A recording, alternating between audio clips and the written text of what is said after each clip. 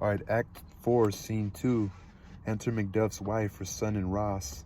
Lady Macduff, what had he done to make him fly the land? Ross, you must have patience, madame.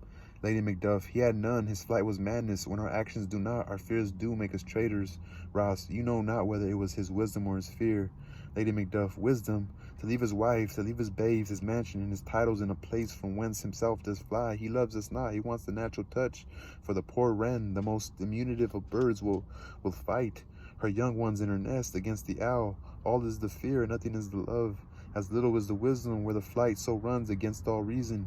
Ross, my dearest coz, I pray you school yourself, but for your husband he is noble, wise, judicious, and best knows the fits of the season. I dare not speak much further, but cruel are the times when we are traitors and do not know ourselves, when we hold rumor from what we fear, yet know not what we fear, but float upon a wild and violent sea each way and move. I take my leave of you.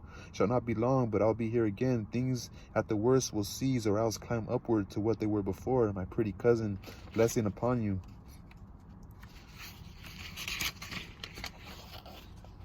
Lady Macduff, fathered he is, and yet he's fatherless. Ross, I am so much a fool. Should I stay longer, it would be my disgrace and your discomfort. I take my leave at once. Ross exits. Lady Macduff, Sirrah, your father's dead. And what will you do now? How will you live? Son, as birds do, mother. Lady Macduff, what? With worms and flies? Son, with what I get, I mean, and so do they. Lady Macduff, poor bird, thou'dst never fear the net nor line, the pitfall nor the gin. Son, why should I, mother? Poor birds they are not set for. My father is not dead, for all you're saying. Lady Macduff, yes, he is dead. How wilt thou do for a father? Son, nay. How will you do for a husband? Lady Macduff, why, I can buy me 20 at any market. Son, then you'll buy 'em to sell again. Lady Macduff, thou speakest with all thy wit, and yet I faith with wit enough for thee. Son, was my father a traitor, mother? Macduff, or Lady Macduff, aye, that he was. Son, what is a traitor? Lady Macduff, why, one that swears and lies. Son, and be all traitors that do so. Lady Macduff, every one that does so is a traitor and must be hanged. Son, and must they all be hanged that swear and lie? Lady Macduff, everyone. Son, who must hang them? Lady Macduff, why, the honest men. Son, then the liars and the swearers are fools, for there are liars and swearers enough to beat the honest men and hang up them. Lady Macduff, now God help thee, poor monkey, but how wilt thou do for a father? Son, if he were dead, you'd weep for him. If you would not, it were a good sign that I should quickly have a new father. Lady Macduff, poor prattler, how thou talkest. Enter a messenger. Messenger, bless you, fair dame.